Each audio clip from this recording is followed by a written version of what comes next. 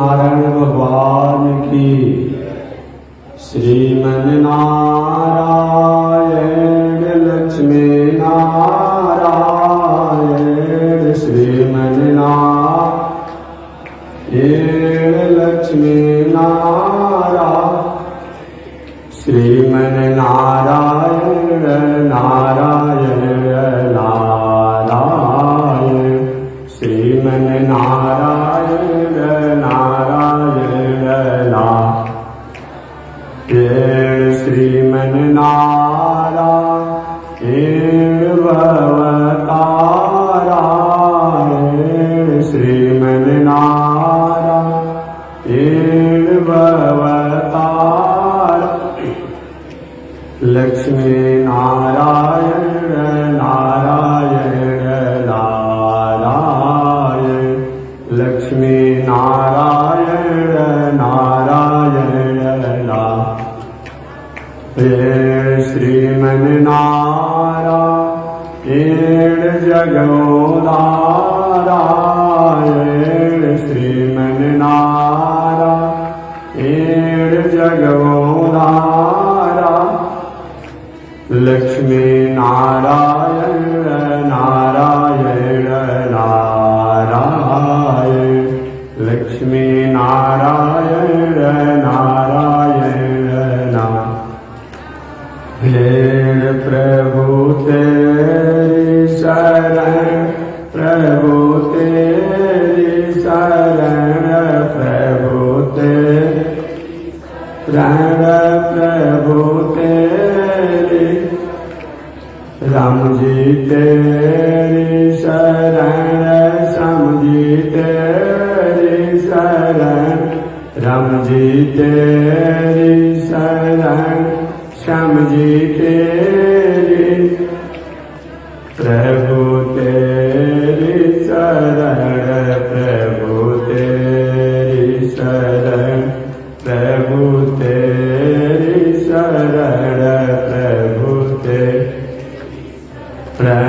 श्रीमन नारायण नारायण नारायण, श्रीमन नारायण नारायण नारायण, लक्ष्मी नारायण नारायण नारायण, लक्ष्मी नारायण नारायण नारायण। बोले लक्ष्मी नारायण भगवान की। अनंताचार्य कृपया वेदांतद्वय पारगम रामकृष्णांग्रि सर्वक्तम विश्वक्षेण मुनिं भजे। काषायं यज्ञसूत्रं शुचिवकुशि तथा चोर्ध्वपुण्ड्रं च बाले, यस्यास्ते दक्षहस्ते कलिकुमतिगिरीन्द्रेन्द्रवज्रं त्रिदण्डं, संसाराग्नि प्रशान्त्यै धृतजलममलं दारुपात्रं पवित्रं, श्रीविश्वक्सेन सूर्य पदकमलयुगं श्रेयसे संश्रयामि। लक्ष्मीनाथ समारंभा नाथयामुनमध्यमा, अस्मदाचार्य पर्यन्ता वन्दे गुरो परम्परा। नारायणाय विद्महे वासुदेवाय धीमहि, तन्नो विष्णु प्रचोदयात्। महालक्ष्म्यै च विद्महे विष्णु पत्न्यै च धीमहि, तन्नो लक्ष्मी प्रचोदयात्, तन्नो लक्ष्मी प्रचोदयात्। परमाराध्य श्री लक्ष्मी नारायण भगवान, नित्य वंदनीय पूज्य गुरुदेव श्री त्रिदंडी स्वामी जी, माता जी फैल फैल बैठे, गर्मी का समय है, लेकिन ढका मत बैठे, गर्मी है। और कल से अपना पंखा उंखा अपने हाथ में लेकर आ जाइए। हाँ, स्त्री भी और पुरुष भी अपना पंखा लेकर हाथ में आ जाइए प्लास्टिक का, और थोड़ा अलग अलग बैठे कि गर्मी में ठीक है। परमाराध्य श्री लक्ष्मी नारायण भगवान, नित्य वंदनीय पूज्य गुरुदेव श्री त्रिदंडी स्वामी जी महाराज के युगल चरणों में कोटि नमन। भगवत भागवत आचार्य कैंकर्य पारायण मानव, आज से इन पावन भूमि पर भगवान श्रीमन नारायण की पावन कथा को भागवत कथा के रूप में श्रवण कराया जाएगा। आप श्रवण करेंगे। सबसे पहले तो दो चार शब्दों को मैं परिचय के रूप में बताऊंगा। कथा है क्या चीज? कथा क्यों सुननी चाहिए? कथा सुनने से होता क्या है? कथा की परंपरा कब से है? कौन कौन लोगों ने कब कब कथा को सुनी? जब तक हमारे मन में प्रश्न और प्रश्नों का समाधान नहीं होता तब तक उसके प्रति हमारी विश्वास नहीं होती है, प्रेम नहीं होता है। बिन जाने न होके प्रीति, जब तक किसी के बारे में जानते नहीं है तब तक हमारी प्रीति नहीं होती। इसलिए ईश्वर से, धर्म से आप संबंध जोड़िए। बिना संबंध का उसके प्रति हमारी रुझान नहीं होती है, हमारा प्रेम नहीं होता है। अतः संबंध होना चाहिए। आपने सुना 6 मिनट के अपने संबोधन में सिर्फ और सिर्फ कांग्रेस और राजद पर हमला बोला। दल के नेताओं पर तमाम तरह के आरोप लगाए। उन्होंने कहा वोट चोरी तो कांग्रेस के राज में भी हुआ करता था और घोटालों का तो कहना ही नहीं। घोटालों के नाम पर लंबी लिस्ट निकालकर उन्होंने कार्यकर्ताओं के सामने रख दी। फिलहाल आपने भी इस पूरी खबर को देखा और सुना। आपकी क्या राय है हमें भी कमेंट करके जरूर बताएं। खबर पसंद आए तो लाइक और शेयर करें। चैनल पर आप नए हैं तो इसे सब्सक्राइब भी करें ताकि आपके साथ हमारा खबरों का सिलसिला चलता रहे। हमारे साथ अंत तक बने रहने के लिए आप सभी को धन्यवाद। देखने से लेकर, सुनने से लेकर, खाने से लेकर, सोने से लेकर, क्या उनसे हमारा संबंध होना चाहिए कि नहीं होना चाहिए? महाभारत में यक्ष ने धर्मराज युधिष्ठिर से पूछा था, इस दुनिया का सबसे बड़ा आश्चर्य क्या है? धर्मराज युधिष्ठिर जी ने कहा कि संसार के प्राणी, संसार की वस्तु, संसार की व्यवस्था, संसार के व्यवहार और संसार के संबंध को तो अपना मानते हैं, परंतु जिसने संसार की व्यवस्था दिया है, संसार की वस्तु, संसार का व्यवहार हमें दिया है, उनको नहीं मानना, उनसे संबंध नहीं जोड़ना, यही सबसे बड़ा आश्चर्य है। बात सत्य है। अगर वह ईश्वर नहीं चाहे, क्या पति पत्नी की मर्यादा रहेगा? वह ईश्वर नहीं चाहे, क्या माता पिता बेटा का संबंध रहेगा? वह ईश्वर नहीं चाहे तो क्या स्वामी और सेवक का संबंध रहेगा? ईश्वर नहीं चाहे तो गुरु और शिष्य का संबंध रहेगा? ईश्वर नहीं चाहे तो राजा और प्रजा का संबंध रहेगा? तो जिसके संबंध के कारण एक दुनिया का संबंध बना हुआ, उन परमात्मा को भूल जाना, यही सबसे बड़ा आश्चर्य है। कि आश्चर्य तो कथा क्या है? जिस आख्यान को सुनने से, जिस घटना को सुनने से, जिस चरित्र को सुनने से, जिस इतिहास को सुनने से जिस पुराण को सुनने से, जिस बात को सुनने से हमारी आत्मा की व्यथा दूर हो जाए, हमारे मन का, बुद्धि का, चित्त का, विचार का, आहार का, व्यवहार का, स्वभाव का, संगत का जो व्यथा है, व्यथा माने झंझट कर सकते हैं, व्यथा माने दुर्गुण कर सकते हैं, व्यथा माने दोष कर सकते हैं, व्यथा माने कष्ट कर सकते हैं, जो दूर हो जाता उसी का नाम क्या है? कथा। जब तक से वाल्मीकि जी, देखो हमें जब तक से वाल्मीकि जी ने कथा नहीं सुनाता, संसार की व्यथाओं में लगे हुए थे। धरो पकड़ो मारो लूटो, धरो पकड़ो मारो लूटो, ये सब लगा हुआ था। और जब वाल्मीकि जी ने ऋषियों के द्वारा कथा सुना, ये संसार की व्यथा अपने आप को हो गया। ये दूर करना नहीं पड़ता, दूर हो जाता है।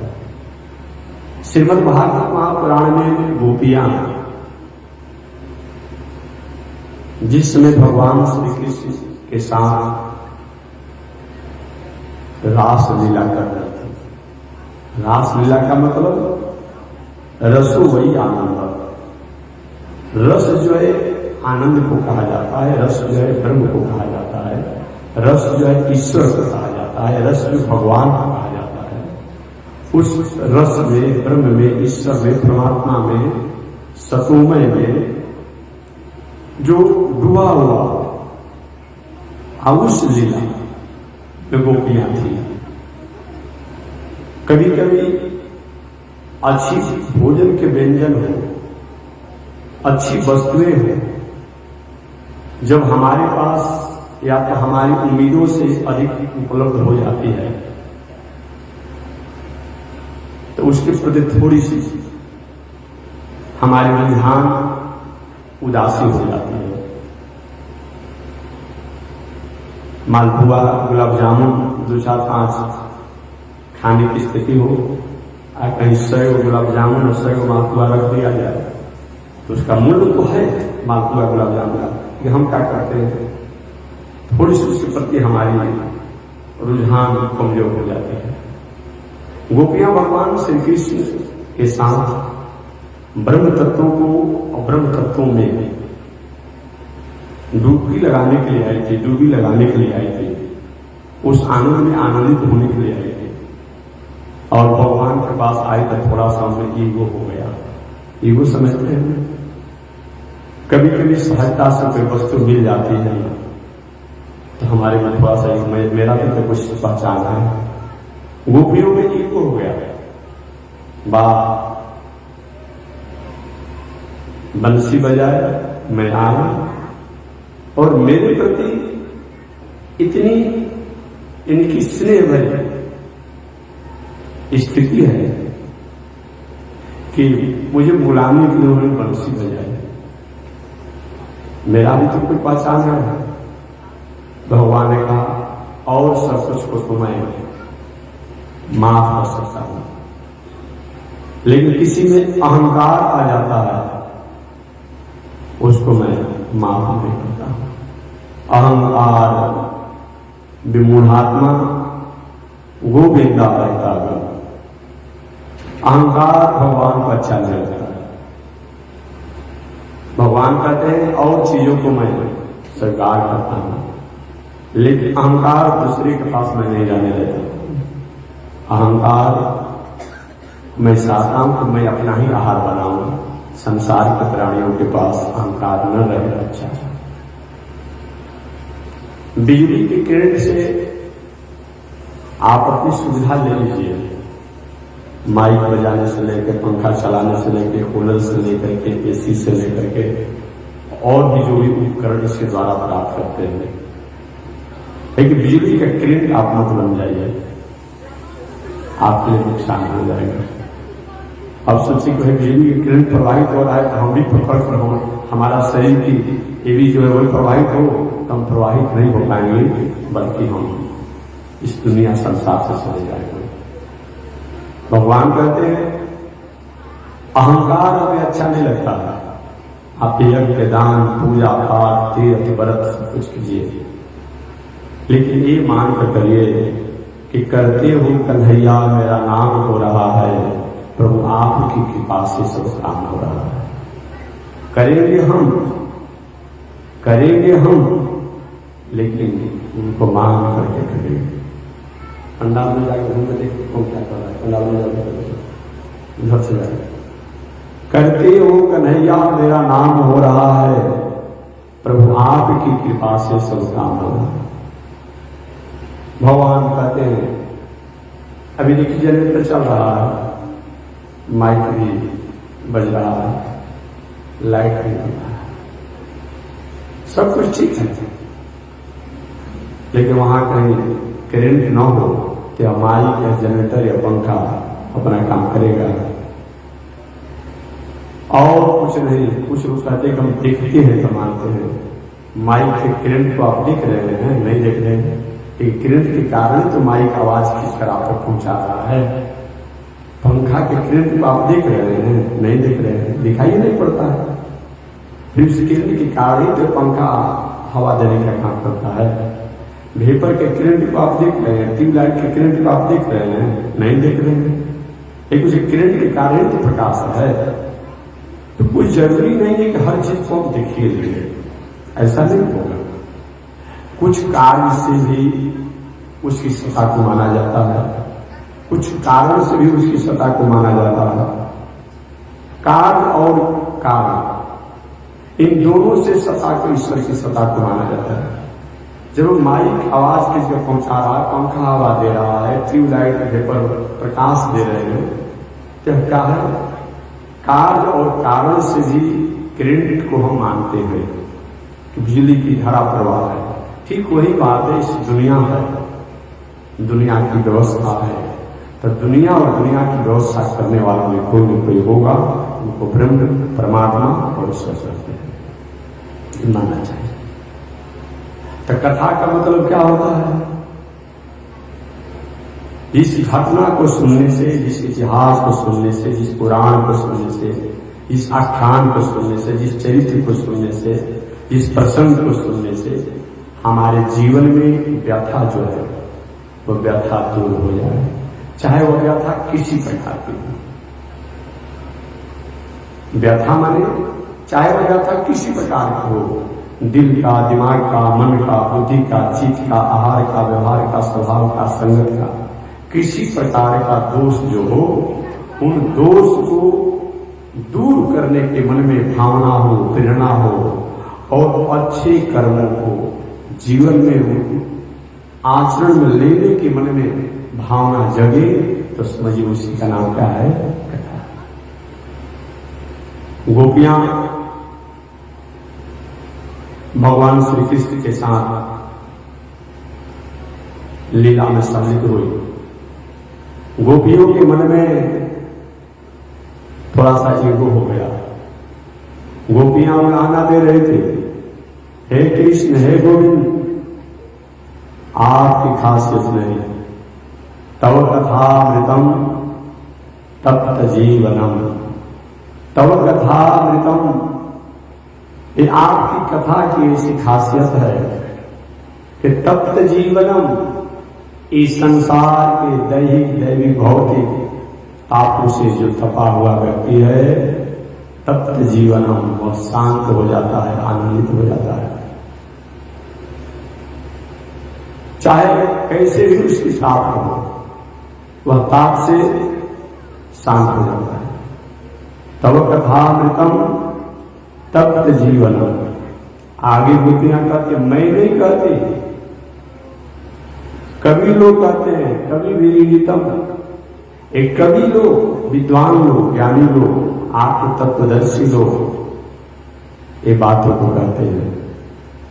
इसीलिए कथा का मतलब कम सुखम, कम आनंदम, कम सदाचारम, कम परोपकारम कम सदाहारम अस्थाप्यते लाति गृहणाति ददाति इति कथा।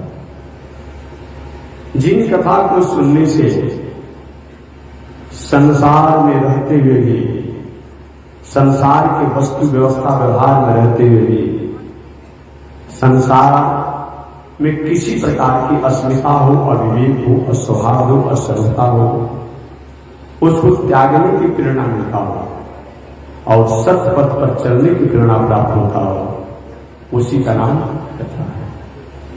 तो कथा की परंपरा कब से है? जब से सृष्टि है। सृष्टि कब से है? आज से 50,000 करोड़ वर्ष पहले। इस सृष्टि को किसने बनाया? भगवान श्रीमन नारायण। भगवान श्रीमन नारायण संसार के नियामक भी हैं और नियंता भी हैं। संसार में कोई व्यक्ति नियामक होता है तो नियंता नहीं होता है, और कोई नियंता होता है तो नियामक नहीं होता है। परंतु भगवान नियामक भी हैं और नियंता भी हैं। इसलिए श्रीमद् भगवत गीता में व्यास जी महाराज ने भगवान की जब उपमा दिया तो कहा कि जोग क्षेमम वहां, अप्राप्त वस्तु को प्राप्त कराने वाले, अप्राप्त वस्तु की रक्षा करने वाले, नियामक और नियंता दोनों ये ब्रह्म है, वह ईश्वर है, वह भगवान है। ऐसे भगवान की पावन प्रसंगों को सुनना इकट्ठा है। तो आज से पावन भूमि पर पावन कथा को हम लोग निवेदन करेंगे। भगवान श्रीमन नारायण जो अखिल ब्रह्मांड के नायक कहे जाते हैं, अकारण करुणा वरुणालय कहे जाते हैं। अकारण का मतलब बिना कारण के करुणा करने वाले हैं। अकारण करुणा का मतलब क्या होता है? अभी हम लोग को थोड़ा सा मौसम गर्म था, तापमान अधिक थे, हम थोड़ी सी तापमान और मौसम के कारण मन में थोड़ी उदासी थी। भगवान ने अकारण दृष्टि कर दिया, थोड़ी सी तापमान ठंडा हुआ। और कारण जो हम सोच नहीं सकते हैं, जहां उम्मीदें हम नहीं कर सकते हैं, उस उम्मीद और उस सोच को जो पूरा करने में सक्षम है, ऐसे अकारण करुणा भगवान परम परमात्मा। परम परमात्मा का मतलब क्या होता है? ब्रह्म तो इस दुनिया में कभी कभी ब्रह्मा, शंकर या और कोई भी पावर फटरने प्राधिकार पत्र लेकर के ब्रह्म के रूप में आ जाते हैं। इसीलिए तो व्यास जी महाराज को अलग अलग पुराणों में नायक के रूप में, नियंता के रूप में कहीं कहीं लिखना पड़ा। शिव पुराण को पढ़िए तो होता है कि शिव जी सब कुछ करने वाले हैं। ब्रह्म वैवर्त पुराण को पढ़िए, वहां होता है ब्रह्मा जी सब कुछ है। और समान मंगल द्वारा सूर्य पुराण को कहीं 18 पुराण में नहीं है, लेकिन आदित्य पुराण लोगों ने लिख दिया, ठीक है। कोई लोग कहीं शास्त्रों की छाया लेकर लिखा गया होगा, वहां पढ़िए तो होता है कि सूर्य देव से कोई आगे नहीं है। आप अलग अलग पुराणों को पढ़िए, स्कंद पुराण पढ़िए, पद्म पुराण पढ़िए, ब्रह्म वैवर्त पुराण पढ़िए, सब में अलग अलग। तो कभी कभी ये पांव और फटरने भगवान की आज्ञा पर ब्रह्म जैसा ही, ब्रह्म जैसा काम करते हैं, ब्रह्म नहीं, जैसा में और ब्रह्म में अंतर होता है। कभी भी कोई देवता, कभी भी कोई जीव ब्रह्म नहीं हो सकता है। ब्रह्म जैसा कार्य कर सकता है। जैसे सोना तो सोना होता है, लेकिन किसी धातु को सोना का पालिश कर दिया जाए, पानी में लगा दिया जाए तो सोना जैसा लगता है, वास्तव सोना नहीं होता है। फिर जो भी देवतांतर है, ये देवतांतर ये क्या करते हैं? ब्रह्म के जैसा होकर कभी कभी दुनिया में कार्य करते हैं। जैसे देश का राष्ट्राध्यक्ष ने किसी कहा कि भाई आप मेरे जगह पर जाइए प्रतिनिधि बन करके, और प्रतिनिधि जो है अपने को निधि समझ ले, ये बात तो ठीक नहीं है। प्रतिनिधि माने प्रतिनिधि होता है, प्रवृत्ति निधि, प्रतिनिधि। तो वही कभी कभी ब्रह्मा जी, शंकर जी और देवतांतर, आप जब देवी भागवत दुर्गा सप्तशती पढ़ेंगे तो देवी भागवत दुर्गा सप्तशती जी में आता है कि भगवती की सब कुछ करते हैं। अब जाकर विधानसभा में, जाकर के कलकत्ता में और भी जहां है, अब उनके सामने आप कोई बात करिए ना, वो कहते कि नहीं भगवती से आगे कोई है ही नहीं, उनसे कुछ बड़ा है। कहीं जहां विश्वनाथ जी के यहाँ चले जाइए, सोमनाथ के यहाँ चले जाइए और जाइए, नहीं शंकर जी से कोई अलग नहीं कहते हैं। लेकिन सही मान में क्यों कभी कभी इनको पांव पटरने दिया गया है। फिर ब्रह्म के जैसा हो सकते हैं, ब्रह्म नहीं हो सकते। ब्रह्म तो ब्रह्म ही होता है। जैसे आता है कि राम और रावण का युद्ध कैसा हुआ, जब भगवान श्री राम इस दुनिया में आते हैं और पुलस्त्य नंदन रावण आते हैं, तब वह जो राम रावण होता है और कहीं युद्ध ऐसा नहीं होता है। इसीलिए ब्रह्म माने ब्रह्म होता है, ब्रह्म के जैसा कोई नहीं हो सकता है। भगवान श्रीमन नारायण सृष्टि के नियामक को नहीं होता है। तो यहां पर परम ब्रह्म कहा गया है। पर ब्रह्म का मतलब पर माने श्रेष्ठ, पर माने श्रेष्ठ, पर माने सर्वोपरि, पर माने उत्तम, माने अब उनसे श्रेष्ठ, उनसे ऊपर कोई नहीं। ऐसे परम ब्रह्म परमात्मा लक्ष्मीपति, जब उनकी इच्छा होती है अकेले रहते हैं, इच्छा होती है दुनिया में क्रीड़ा करने के लिए, लीला करने के लिए, सृष्टि की रचना करने के लिए, तो अपने ही सत्य संकल्प से लक्ष्मी जी को प्रकट कर देते हैं। जैसे चना में, गेहूं में, धान में, जौ में अंकुर होता है, दिखाई पड़ता है नहीं पड़ता है। अब वही कहीं पृथ्वी में डाल दिया जाए, जल का सिंचाई कर दिया जाए, तो चना, गेहूं, धान, जौ इत्यादि है, उसी में से अंकुर निकलता है, उसी में से पौधा हो जाता है। तो भगवान श्रीमन नारायण की जब इच्छा होती है कि नहीं सृष्टि का विस्तार करना चाहिए, तो भगवान श्रीमन नारायण क्या करते हैं? अपने ही सत्य काम, सत्य संकल्प से अपनी आह्लादनी शक्ति हुई लक्ष्मी जी को प्रकट कर देते हैं। अब वही लक्ष्मी जी प्रकट होकर के भगवान श्रीमन नारायण के साथ सृष्टि का विस्तार करते हैं। ऐसे भगवान लक्ष्मीपति, वैकुंठनाथ, लक्ष्मी नारायण भगवान श्रीमन नारायण इस संसार की आत्मा है, संसार की आत्मा है। यह संसार भगवान श्रीमन नारायण पर ही टिका हुआ है। वह भगवान जो संसार की आत्मा है वह नारायण है, जो संसार की आत्मा है और वह संसार का प्राण वेद है। संसार की प्राण, संसार की आत्मा भगवान श्रीमन नारायण है और संसार का प्राण वेद है। अब वह वेद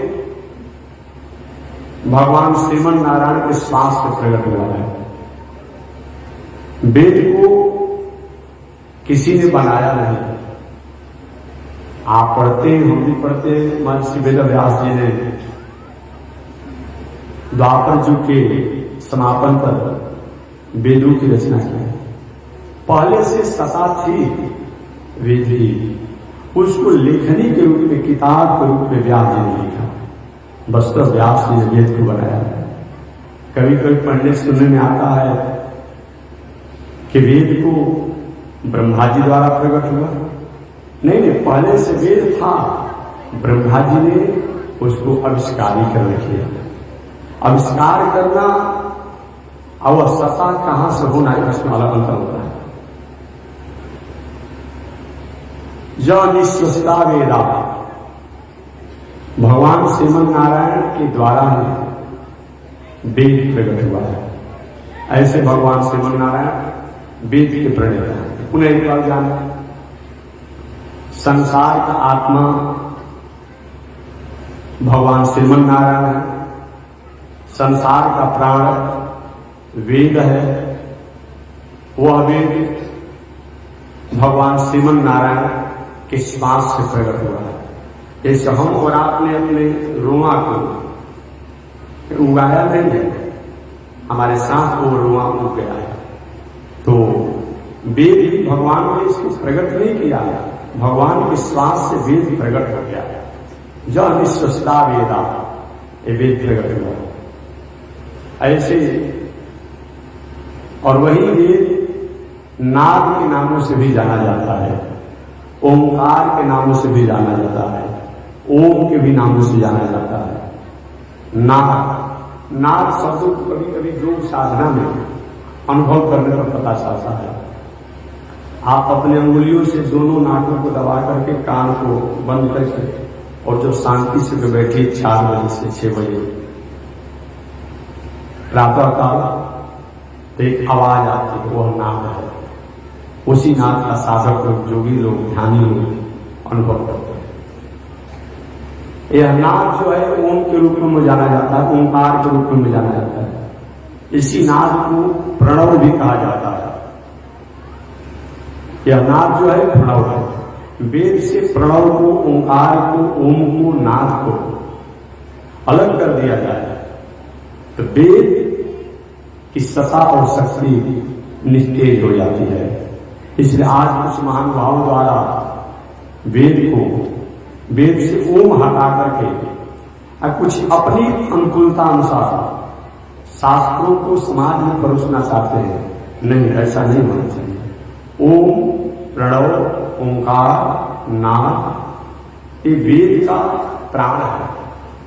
इसको हटाने के बाद वेद एक शब्द हो जाता है, एक बोलचाल की भाषा हो जाती है।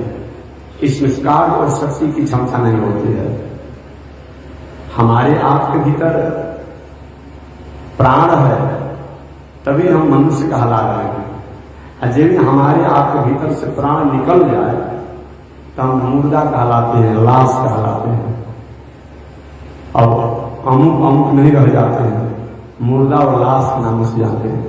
तो जो वेद के मंत्र उनमें से ओंकार जो है, ओम जो है, नाद जो है, इसको अलग करके अगर उस वेद के वाक्यों को जीवन के आचरण में लिया जाए तो एक भाषा हो जाता है, एक शब्द हो जाता है, एक बोलचाल की एक शब्दकोश हो जाती है, न कि वह वेद रहता है। भगवान श्रीमन नारायण ने आज से 50,000 करोड़ वर्ष पहले इस दुनिया में उनके श्वास से, उनके प्रणव ओंकार वेद प्रकट हुआ। और वही प्रणव ओंकार वेद बाद में चल करके 4 भागों में हो गया, ऋग्वेद, यजुर्वेद, सामवेद, अथर्ववेद। बाद में वही वेदों की व्याख्या और व्याख्या है, इतिहास, पुराण, उपनिषद इत्यादि। ये भी नहीं कहा जा सकता है कि इतिहास, पुराण, उपनिषद इसकी महिमा नहीं। वेद की महिमा तभी है जब इतिहास, पुराण की महिमा है, क्योंकि वेद में बहुत सी पुरानी घटनाओं के बारे में लिखा है। तो पुरानी घटनाएं जो है वह पुराण या इतिहास के रूप में होता है। यही नहीं कहा जा सकता है कि इतिहास नया है, पुराण नया है। अगर इतिहास पुराण को आप नया कह देंगे ताकि वेद में जो पुरानी घटनाएं लिखी हुई है वो कैसे होगा। इसलिए वेद भी पुराना है, इतिहास भी पुराना है और पुराण भी पुराना है, उपनिषद भी पुराना है। आगे चलकर के भगवान श्रीमन नारायण ने मानव के कल्याण के लिए जो प्रणव ओंकार के रूप में था उसको वेद के रूप में विस्तारीकरण किया गया। वही वेद, उपनिषद, इतिहास, पुराण की व्याख्या और रसस्वादन का अनुभव करके अपने पिता द्वारा, ब्रह्मा द्वारा, नारद द्वारा श्री महर्षि वेदव्यास जी ने वेद को किताब के रूप में, वेद को लेखनी के रूप में लिख करके संसार के सामने रखा। महर्षि वेदव्यास जी महाराज का जन्म द्वापर युग का समापन पर हुआ था। आज से लगभग 6000 वर्ष पहले महर्षि वेदव्यास जी इस संसार में आए थे। आज से लगभग 6000 वर्ष पहले महर्षि वेदव्यास जी महाराज आज से लगभग 6000 वर्ष इस संसार में आए। आने के बाद अपने पिता की भावना को याद करते हुए, अपनी माता की मर्यादा को ख्याल करते हुए, प्रकृति, सृष्टि, समष्टि के तत्वों को यथार्थ रूप में जानने के बाद संसार के लोगों को भी प्रकृति, सृष्टि, समष्टि और परमात्मा के तत्व और गुणों को जनाने के लिए महर्षि वेदव्यास जी ने देवताओं, यक्षों, गंधर्वों, मनुष्यों, दैत्यों इत्यादि जो भी हैं, इन सबकी दिनचर्या, सबके कर्म कैसे होने चाहिए, इसके लिए व्यास जी ने 60 लाख श्लोक की संहिता बनाई, एक किताब, एक ग्रंथ की रचना किया। इस ग्रंथ में 60 लाख श्लोक थे। उन 60 लाख श्लोक में 30 लाख श्लोक व्यास जी ने देवताओं को जिम्मा दे दिया कि देवताओं, इसके जो मंत्र हैं, इसकी जो ऋचाएं हैं, ये आप लोग के काम की चीजें हैं। बाकी बचा 30 लाख श्लोक। उन 30 लाख श्लोकों में से 14 लाख श्लोक जो है, 15 लाख श्लोक जो है, उन्होंने यक्षों को दिया कि यक्ष लोग इसके मंत्र जो है आपके काम की चीज है। बाकी बचा 15 लाख श्लोक और 15 लाख श्लोक में से 14 लाख श्लोक जो है पितर देवताओं को जिम्मे दिया गया। इसके मंत्र जो है आपके काम की चीज है। कितना हो गया?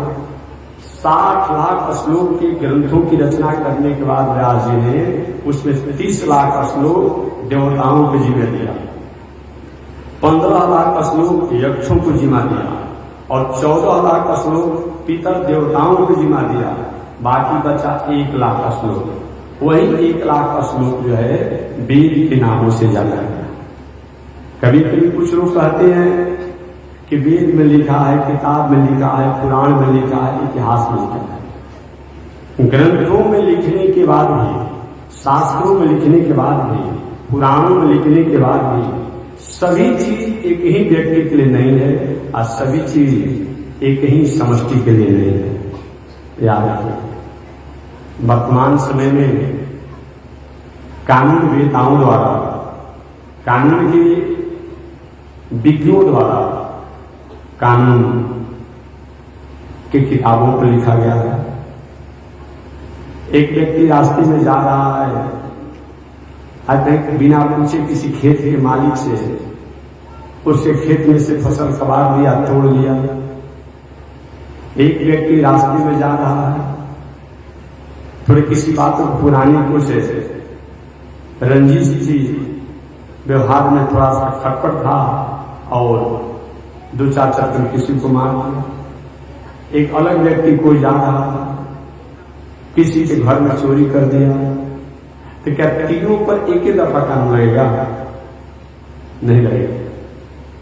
जो फसल खेतों में से कबाड़ दिया उसको न्यायाधीश जी कहेंगे देखिए बिना से किसी के खेतों में से फसल नहीं कबाड़ना चाहिए, आपकी इच्छा हो भी गई ऐसा नहीं होना चाहिए। उनको समझा बुझाकर छोटा मोटा कोई दफा कुछ दंड का प्रावधान करके जुर्म लगा करके उनको छोड़ दिया जाएगा। दूसरा जो मारपीट करे तो भाई बहुत बड़ा हरकत किया है, उन पर थोड़ा सा कड़ा अनुशासन किया जाएगा। और जो व्यक्ति ने दूसरे को और चोरी किया उन पर एक और होगा, किसी ने किसी की हिंसा कर दिया उन पर कुछ और होगा। एक ही किताब में लिखा हुआ है, लेकिन अलग अलग कर्मों के अनुसार, अलग अलग आचरण के अनुसार उस व्यक्ति पर अलग अलग दफा और अलग अलग कानून आर्टिकल का उपयोग किया जाता है। जब ये सब हम लोग दुनिया में देख रहे हैं तो कभी कभी कुछ लोग कहते हैं कि किताबों में लिखा हुआ है। किताबों में लिखने के बाद भी, ग्रंथों में लिखने के बाद भी हर वाक्य हर शब्द जो है ये हर व्यक्ति के लिए नहीं है। याद रखिएगा, हर व्यक्ति के लिए नहीं है। हमारे लिए क्या बताया गया है, हमें क्या करना चाहिए, ये विचार करके तब कर्म और आचरण करना चाहिए। तो कभी कोई किताबों में ऐसी कोई बात तामसी राजसी ऐसी कोई वाक्य आती हो तो आने के बाद भी वो हर व्यक्ति के लिए नहीं है। देवताओं का कुछ आचरण अलग है, यक्षों का आचरण कुछ अलग है, पितर देवताओं का आचरण कुछ अलग है, मनुष्यों का आचरण कुछ अलग है। तो 60 लाख श्लोकों की संख्या को महर्षि वेद व्यास जी ने जो लिखा उसमें 30 लाख श्लोक जो है वो देवताओं के जिम्मा हो गया। 15 लाख श्लोक कि जो संहिता जो नियम आचरण जो है वो यक्षों के लिए हो गया, और 14 लाख श्लोक जो है पितर देवताओं के लिए हो गया, और 1 लाख श्लोक जो है ये हम मनुष्यों के लिए है। इसीलिए कभी कभी किताबों की, ग्रंथों की भावनाओं को नहीं समझने के कारण हम कहते किताब में लिखा हुआ है, कहीं तामसी बात, कहीं राजसी बात, कहीं और कैसे कोई हिंसा वृत्ति इत्यादि जो है। लेकिन क्या हमें करने को बताया गया है कि नहीं बताया गया है, ये विचार करके तब उस आचरण को करना चाहिए। केवल उस किताबों में लिखने से नहीं होगा। 1 लाख श्लोक जो है वही वेदों के नामों से जाना गया। महर्षि वेद व्यास जी ने उन 1 लाख श्लोकों को 4 भागों में बांट दिया, ऋग्वेद, यजुर्वेद, सामवेद, अथर्ववेद। आगे व्यास जी महाराज ने अपने चारों शिष्यों को, बाद में कथा गीत में निवेदन करूंगा, अपने शिष्यों को उस ऋग्वेद, यजुर्वेद, सामवेद, अथर्ववेद को अधिकार दिया प्रचार और पढ़ने में। समय पाकर के चारों वेदों के सारांश वेद में, और वेद को इच्छा होने के बाद भी हम सबका अधिकार नहीं बनता है। अगर बिजली के ऑपरेटर और बिजली का जो जानकार होगा वो व्यक्ति तार को इधर से उधर जोड़े, उधर से उधर जोड़े, आज जानकारी नहीं, अचानक हम तार जोड़ने जाए कहीं हम करंट पकड़ लेगा तो बहुत बड़ी समस्याएं हो जाएगी। वेद एक तो उसमें भाषा वाक्य बहुत क्लिष्ट है, कठिन है। इसलिए व्यास महाराज ने कहा कि वेद के वाक्य भी मानव जीवन के लिए है, मानव के लिए है, उन ब्रह्म और मानव के संबंध को जोड़ने के लिए है। लेकिन हर मानव उन ब्रह्म से कैसे अपने आत्मा को जोड़ सकता है, अपने को कैसे उनसे जोड़ सकता है, ये समझना वेद के अनुसार क्लिष्ट काम है, कठिन काम है। ये विचार करके महर्षि वेद व्यास जी ने उस वेद की व्याख्या उपनिषद की रचना की। जैसे कोई 6 महीना का लड़का हो, 3 महीना का लड़का हो, 2 महीना का बालक हो, अगर वो चाहता हो कि आम के फल का स्वाद ले, मुंह बहुत छोटा है, छोटा लड़का है, एक तो पहले फल उसको दिया जाए तो सब मुख में स्वाद लेने में बहुत परेशानी हो जाएगी, सारे आम के रस उसके मुंह में लग जाएंगे। छोटा बालक है, एक छोटा फल दिया जाए, एक खाते खाते बहुत अनुभव उसको नहीं है, आम का गुठली उसके पेट में भी चला जाएगा और भी एक बहुत बड़ी समस्या बन जाएगी। तो क्या किया जाए? उसी आम का जो फ्रूटी, मैंगो फ्रूटी जो है, जो पॉकेट में है, अब छोटा लड़का है 2 महीना का, 6 महीना, क्या किया गया? एक पाइप दे दिया गया, छोटा सा उस पर पॉकेट दे दिया गया, पाउच जिसको भी भाषा में आप कहते हैं, दे दिया गया। तो छोटे पाइप के सहारे आम के रस का स्वाद ले रहा है, कोई नुकसान नहीं। वेद अच्छा है, वेद मानव और परमात्मा के संबंध को स्थापित करता है, लेकिन वेद के वाक्य ऐसे हैं, वेद की ऋचाएं ऐसी है, वेद की ऐसी कुछ कड़िकाएं ऐसे हैं जो हर मनुष्य को समझने की बस की बात नहीं है। कभी कभी वेद के वाक्यों को नहीं समझने के कारण हम दिग्भ्रमित भी हो जाते हैं, ऐसे न हो पाए इसके लिए महर्षि वेदव्यास ने वेद का ही शुद्धिकरण प्रशुद्धिकरण के रूप में उपनिषद की रचना की। फिर भी मन में तोष नहीं हुआ, शांति नहीं हुआ, तो आगे चल करके महर्षि वेदव्यास जी ने इतिहास की रचना किया। इतिहास क्या है? पंचम वेद उच्चते। इतिहास दूसरा कुछ नहीं है, पंचम वेद ही है। जैसे वेद के द्वारा ब्रह्म तत्वों को जाना जाता है, ब्रह्म तत्वों को प्राप्त किया जाता है, अरे इतिहास तो है।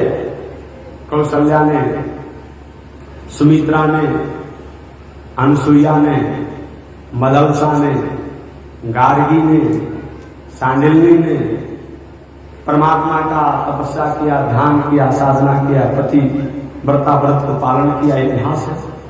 और इसके द्वारा हम ब्रह्म को प्रसन्न किया। इति माने बीती, हास माने कहानी, बीती घटना किया सताया, इतिहास की रचना किया गया। इतिहास का मतलब जिन घटनाओं को पढ़ने से हमें आत्म प्रकाश हो, आत्म तत्वों का प्रबोध हो, आप पर तत्वों के प्रति हमारी रुझाने हो और जीवन में अस्मिता, अविवेक और सौहार्द और समता का त्याग का प्रेरणा प्राप्त हो, वह इतिहास है। इतिहास की रचना किया, उस इतिहास में 1 लाख श्लोक हैं, मानो 1 लाख वेद के मंत्रों के ही हम सुन सकते हैं। फिर भी व्यास जी महाराज के मन में थोड़ी सी उदासी बनी रही। आगे व्यास जी ने वेदों की रचना करने के बाद, उपनिषद की रचना करने के बाद, इतिहास की रचना करने के बाद पुराणों की रचना की। और पुराणों की रचना की, उन पुराणों में विष्णु पुराण को व्यास जी के पिता द्वारा मौखिक रूप में, वाचिक रूप में उसको रचना कर दिया गया था।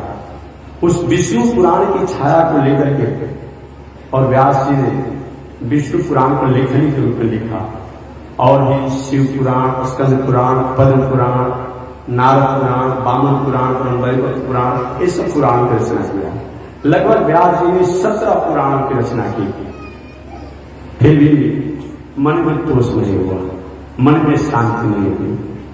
देखिए, सुंदर आप मकान, दलान, घर द्वार, गाड़ी घोड़ा सब व्यवस्था कर लीजिए, कपड़ा लाता सब कुछ हो जाए, घर परिवार के लोग व्यापार नौकरी करके रुपया पैसा भी कमा लें। ऐसा होने के बाद भी मन में अगर शांति नहीं मिलती हो तो समझिए कि हमारा तरीका जो जीने का है, हमारा खाने का तरीका, जीने का तरीका, कमाने का तरीका, रहने का तरीका, सोने का तरीका, पहनने का तरीका ठीक नहीं है। ये कहने की बात नहीं है, ये अपने अनुभव करने की बात है। सुंदर आलीशान भवन हो, रात भर नींद नहीं लगता हो, गाड़ी घोड़ा द्वार पर है, परिवार समाज भी है, कपड़ा लता भी अच्छा है, भोजन साधन भी अच्छा है, पढ़े लिखे परिवार के लोग हैं, धन संपत्ति कोई अभाव नहीं है, बैंक बैलेंस अच्छा है, अब फिर भी मन में उदासी हो, खिन्नता हो, अशांति हो, तो समझना चाहिए कि कहीं न कहीं तरीका हमारा जो है खाने का, पीने का, उठने का, बैठने का, कमाने का, बोलने का, चलने का, पढ़ने का, लिखने का, मतलब कोई न कोई तरीका है।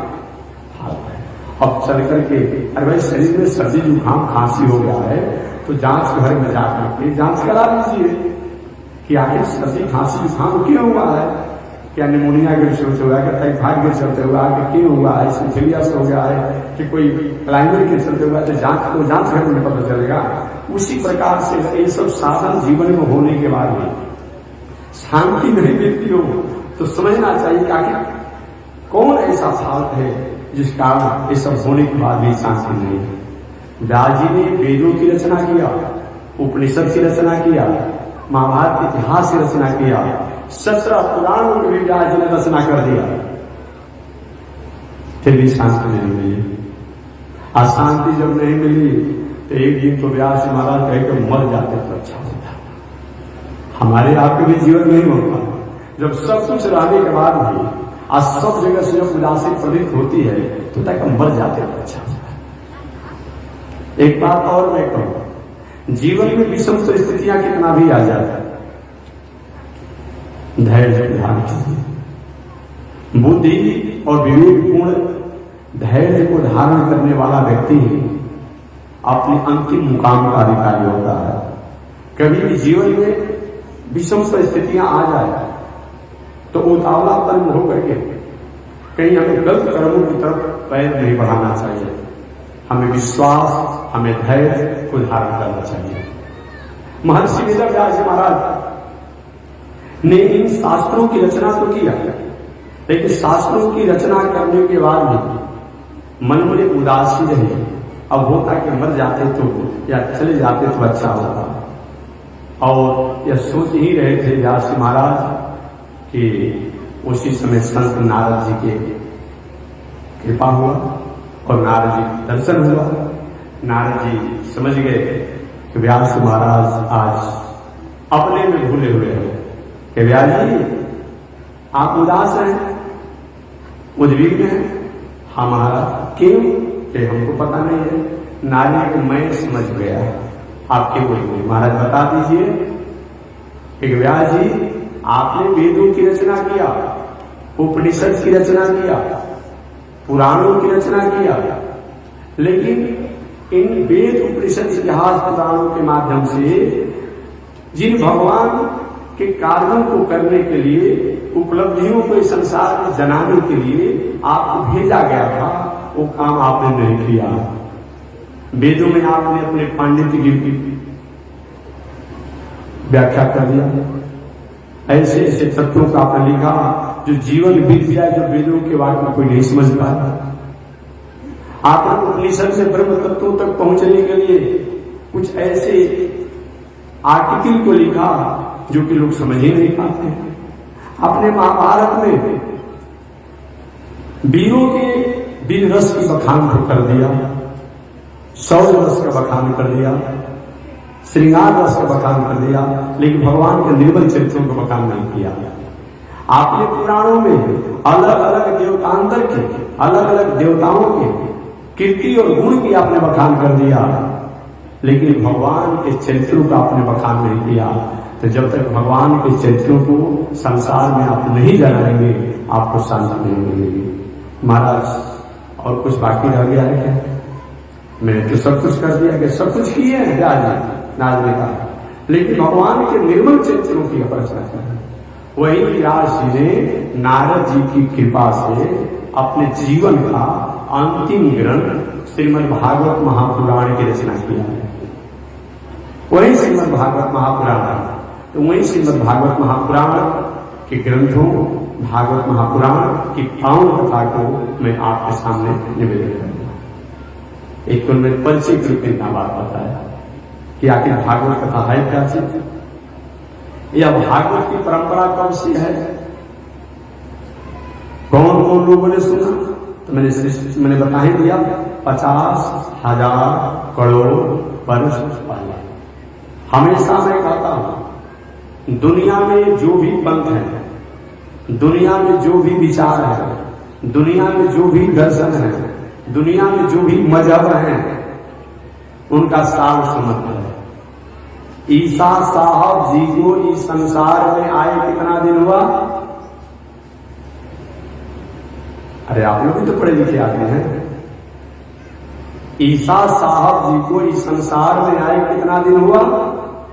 2025 वर्ष। 2025 चल रहा है ना जी, ईस्वी सन।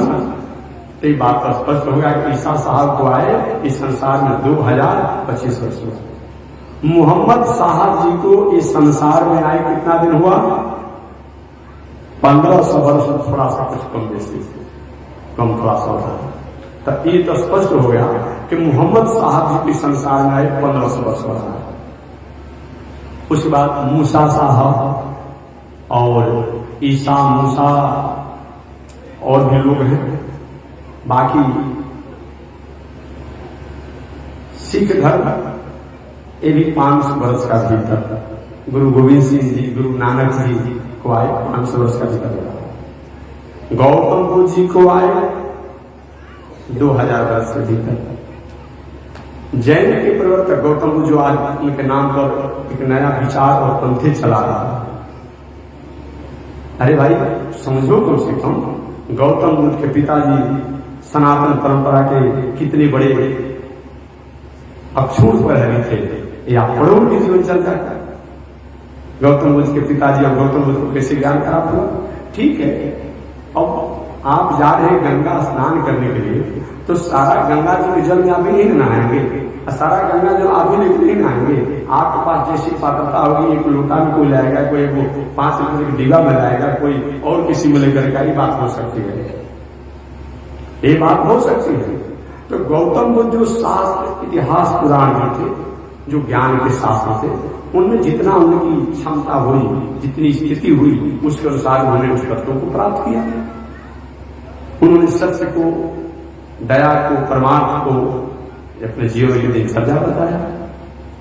इसका मतलब ये नहीं है कि दूसरा कुछ होता ही नहीं है। अब कोई व्यक्ति गंगा जी में जाकर के और कहीं 5 लीटर कहीं या 5 केजी कहीं गंगा जल जाकर, एक बस गंगा जी माने बस यही होता है, माने 5 किलो गंगा जी होती है, अब 5 लीटर जो जर्किन आप लेकर आए हैं। नहीं नहीं भाई जी, ऐसा ऐसा हजारों हजारों लाखों लोग वो जर्किन में जल लेकर जाएंगे, तभी गंगा जी का जल अथाह।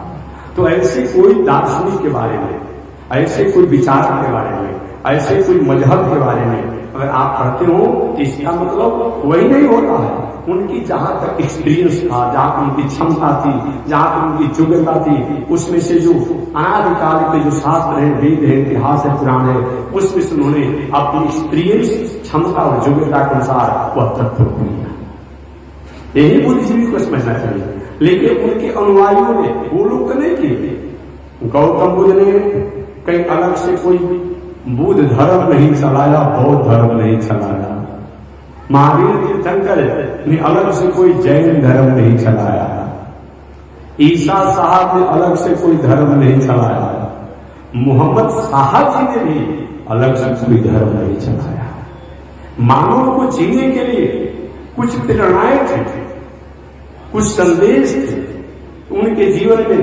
हमारे मोहम्मद साहब के जीवन में कुछ ऐसी घटनाएं हुई, कुछ लोगों द्वारा उनके साथ वैसा व्यवहार किया गया, उस व्यवहार से मन में थोड़ी सी उदासी हुई, तो उन्होंने उनके प्रति कभी कोई काफी शब्दों का प्रयोग कर दिया हो। बाकी ये बात नहीं है कि हमारी बातों को जो नहीं मानता सबको काफी कर दीजिए, उस समय की परिस्थितियों पर विचार कीजिए, उनके साथ क्या परिस्थिति होगा, हमारे गौतम बुद्ध जी के साथ क्या होगा।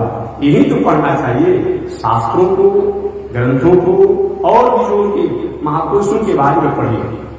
आखिर मोहम्मद साहब जी से पहले इस दुनिया में कोई पंथ था कि नहीं था, कोई धर्म था कि नहीं था? निश्चित रूप में था। गौतम बुद्ध से पहले इस दुनिया में कोई पंथ धर्म था कि नहीं था? निश्चित रूप में था। महावीर तीर्थंकर से पहले, जैन से दर्शन से पहले कोई था कि नहीं था यहाँ पर? निश्चित रूप में था। गुरु गोविंद सिंह, गुरु नानक जी से पहले कोई था कि नहीं था? निश्चित रूप में था। वही जो पहले था उसी को हम वैदिक धर्म कहते हैं, मानव धर्म कहते हैं। ये कब से है? जब से सृष्टि है। कब तक रहेगा? जब तक सृष्टि रहेगी। अभी वर्तमान समय में पूरे विश्व में 4000 पंथ चल रहा है, याद रखिएगा, इस आपको जानकारी के लिए बता रहा। पूरे दुनिया में इस समय 4000 पंथ चल रहा है। देखते हैं तो हर एक दूसरा ग्रुप, एक नया पंथ चल रहा है। अभी कलयुग को बीते मात्र 6000 वर्ष हो रहा है लगभग, और पंथ कितने चल रहे हैं? 4000 पंथ पूरे विश्व में चल रहा है, चलते रहेंगे। लेकिन वैदिक परंपरा ये कब से है? जब से सृष्टि है। यज्ञ यज्ञमय जंत देवास्तानि धर्माणि प्रथमा न्यासन्न तेह नाकम महिमान सजंत यत पूर्वी साध्या संति देवा। ये जब से सृष्टि है, जब से सृष्टि प्रारंभ हुआ तब से हमारी वैदिक परंपरा है, और जब तक सृष्टि रहेगी तब तक वैदिक परंपरा है। तो जितने भी दार्शनिक हुए, चाहे मोहम्मद साहब जी हों, चाहे वो हमारे गौतम बुद्ध जी हों, महावीर तीर्थंकर जी हों, ईसा साहब, मूसा साहब या गुरु गोविंद सिंह, ये जितने दार्शनिक हुए, जितने मजहब के हुए, ये अपने जीवन में अनुभव जो हुआ, अपने जीवन में चाहे विषम परिस्थितियों का अनुभव हुआ हो या सम परिस्थितियों का अनुभव हुआ हो या आत्म प्रकाश का अनुभव हुआ हो, वही उन्होंने जो संदेश दिया वही उनका मजहब है, उनका दर्शन है। वास्तव धर्म जो है एक ही है, धर्म एक नहीं है। वृक्ष एक होता है, उस वृक्ष में शाखाएं प्रशाखाएं अनेक हो जाती है, कहीं तना भी होता है, कहीं जड़ भी होता है, कहीं पत्ता भी होता है, कहीं रस भी होता है, कहीं फूल भी होता है। तो धर्म तो एक ही है जो सृष्टि के प्रारंभ में था। उस समय न मोहम्मद साहब जी थे, न गुरु गोविंद जी थे, न ईसा साहब थे, न गौतम बुद्ध जी थे, न जैन तीर्थंकर जी थे, उसमें कोई नहीं था, एकमात्र भगवान श्रीमन नारायण थे। ओम दिव्यो देव एको नारायण न ब्रह्मा निशाण, एकमात्र दिव्य देवर कोई था, वह नारायण थे। सृष्टि के प्रारंभ जिनको लोग श्रीमन नारायण भी कहते हैं, लक्ष्मी नारायण भी कहते हैं, लक्ष्मी नाथ भी कहते हैं। बाकी समय समय से वही भगवान नारायण कभी राम रूप में भी संसार में आकर मर्यादा की स्थापना करते हैं, वही भगवान श्रीमन नारायण कभी कृष्ण के रूप में आकर के इस संसार में कृपा करते हैं प्राणियों पर, वही भगवान श्रीमन नारायण कभी विष्णु रूप में भी हो जाते हैं, कभी नरसिंह रूप में हो जाते हैं, कभी वामन रूप में हो जाते हैं, कभी अनेक रूपों में हो जाते हैं। लेकिन सृष्टि के प्रारंभ में अगर कोई वह ईश्वर है, उन ईश्वर का नाम है भगवान श्रीमन नारायण। ओम दिव्यो देव एको नारायण न ब्रह्मा निशाण, एकमात्र दिव्य देव कोई है वह नारायण है, न ब्रह्मा निशाण, ब्रह्मा और ईशान को उनका मालिक नहीं। तो मैं निवेदन करना चाह रहा था, भगवान श्रीमन नारायण इस दुनिया में आज से 50,000 करोड़ वर्ष पहले एक थे। दुनिया को पालन पोषित करने के लिए लक्ष्मी जी को प्रकट किए, और पुनः लक्ष्मी जी की प्रार्थना पर भगवान श्रीमन नारायण ने सृष्टि का विस्तार किया। उन सृष्टि के विस्तार में महर्षि वेदव्यास महाराज द्वापर युग समापन हो रहा था, कलयुग प्रारंभ होने वाला था। व्यास जी के संसार में प्रकट हुए, विस्तार से कथा बाद में आएगी। और वही व्यास जी ने भगवान की प्रेरणा से, पिता की आज्ञा से संसार के प्राणियों के कल्याण के लिए वेदों की रचना करने के बाद, इतिहास की रचना करने के बाद, उपनिषद की रचना करने के बाद, पुराण की रचना करने के बाद उन्होंने अंत में श्रीमद् भागवत महापुराण की रचना की। जो श्रीमद् भागवत महापुराण और कुछ नहीं है, वेद, इतिहास और पुराण, उपनिषद, इस सब का सहजीकरण, सरलीकरण और साधारण रूप में ये आत्म कल्याण का सबसे श्रेष्ठ ग्रंथ है। इस प्रकार यह भागवत महापुराण है। यह भागवत महापुराण प्राणियों को कल्याण करने में जितना उत्तम है और कहीं नहीं देखा जाता। इसकी महिमा में तो लिखा हुआ है कि मनुष्य को तो छोड़ दीजिए, भूत प्रेत भी, पशु पंछी भी, अगर भागवत महापुराण उनके निमित्त की कथा सुनाया जाए तो उनका भी मंगल होता है, उनका भी उद्धार होता है। ये कथा बाद में है। इतना ही नहीं, यह शाश्वत सत्य है, एक पौराणिक कथन भी है कि जो व्यास जी महाराज अपने पुत्र श्री सुखदेव जी को जन्म लेते ही बुलाने में सक्षम नहीं हो पाया। जन्म लेते ही सुखदेव जी जंगल की राह पकड़ लिए, परंतु जब व्यास जी के शिष्यों द्वारा भागवत कुछ गिने चुने श्लोकों को जब श्रवण किए सुखदेव जी, तो बिना बुलाए ही उन व्यास जी के शिष्यों के पीछे पीछे सुखदेव जी आए और पिता द्वारा पूरा के पूरा भागवत कथा को श्रवण किए। और वही भागवत कथा श्रवण करके राजा परीक्षित को उन्होंने भागवत कथा को सुनाया और सुना करके राजा परीक्षित का उद्धार किया। यह श्रीमद् भागवत महापुराण मानव जीवन के कल्याण के लिए सबसे सरल और सहज है। एक बात और मैं कहूं, घर में हर मानव को, मैं किसी जात की कुल में बात नहीं करता हूं, मानव माने समष्टि होती है। हर मानव घर में कम से कम 2 भागवत महापुराण को रखिए। अपने घर के कुछ कार्यों को करने के बाद समय मिले तो पुरुष वर्ग अपने दलान पर बैठ करके नाम का बैठने का जगह है, रोज 1-2 अध्याय ये भागवत के किताबों को आप समझिए। हिंदी भी हो गया है, संस्कृत भी हो गया, संस्कृत नहीं भी आ रहा तो हिंदी में पढ़िए।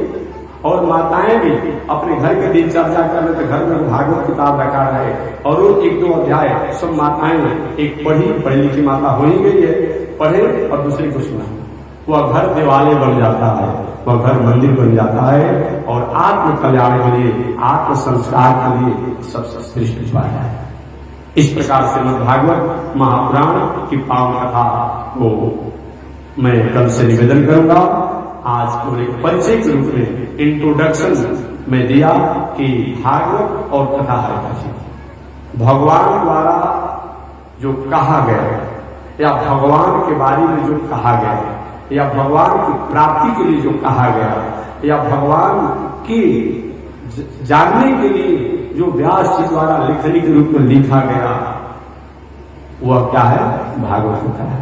इस कथा को कभी ब्रह्मा जी ने भगवान श्रीमन नारायण से सुना, इस कथा को कभी लक्ष्मी जी ने भगवान श्रीमन नारायण से सुना, इस कथा को कभी ब्रह्मा जी के पुत्र सनक सनंदन सनातन संत कुमार ने सुना, इस कथा को कभी नारद जी ने अपने पिता ब्रह्मा जी से सुना, तो कभी इसी कथा को अनुष्ठान के रूप में अपने बड़े भैया सनक सनंदन सनातन संत कुमार से सुना। इस भागवत कथा को कभी भूत भावन शंकर जी ने भगवान श्रीमन नारायण से सुना, तो इसी कथा को कभी शंकर जी ने अपनी पत्नी पार्वती को अमर कथा के रूप में सुनाया। इस कथा को कभी मैत्रेय जी ने विदुर जी को सुनाया, यही कथा को कभी सुखदेव जी ने राजा परीक्षित को सुनाया, यही कथा को कभी किसी काल में गोकर्ण जी ने अपने भाई धनकारी के कल्याण के लिए सुनाया, यही कथा को नैमिषारण्य में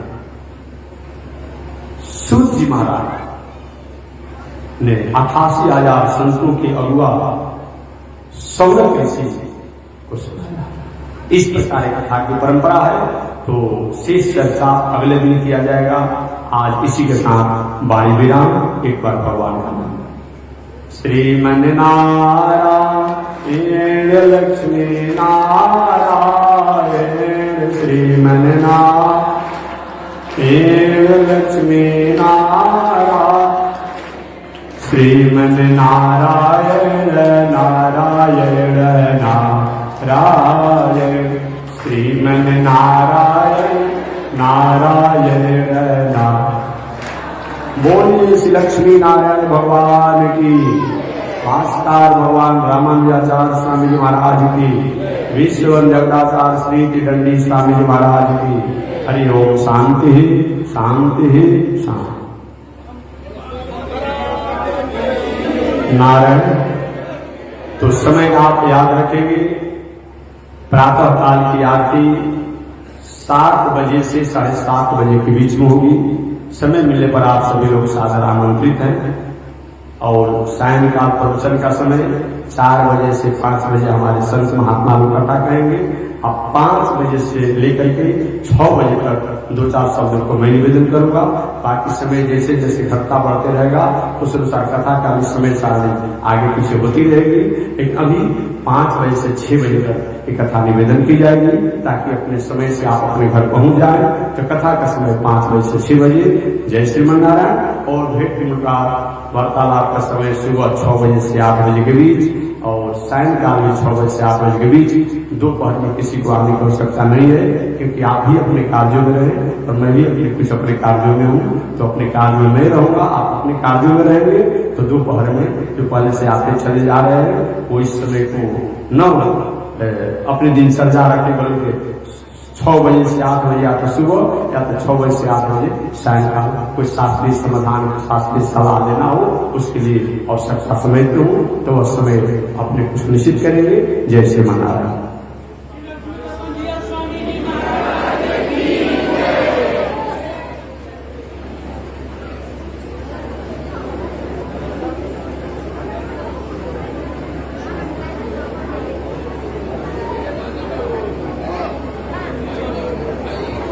ओम चंद्रमा मनसो जात चक्षु सूर्यो जायत श्रोत्रावायुष प्राण संघादग्निरजायत श्रीसुते लक्ष्मी सुवर्ण्या भवरात्रे पार्श्वे नक्षत्राणि रूपमस्मिनो व्याकम् ईशनिकाणा मोमयी भाण सर्वलोकं मयी भाण। लक्ष्मी नारायण भगवान की विश्व जगदाता श्री त्रिदंडी स्वामी जी महाराज की हरि ओम। शांति शांति शांति।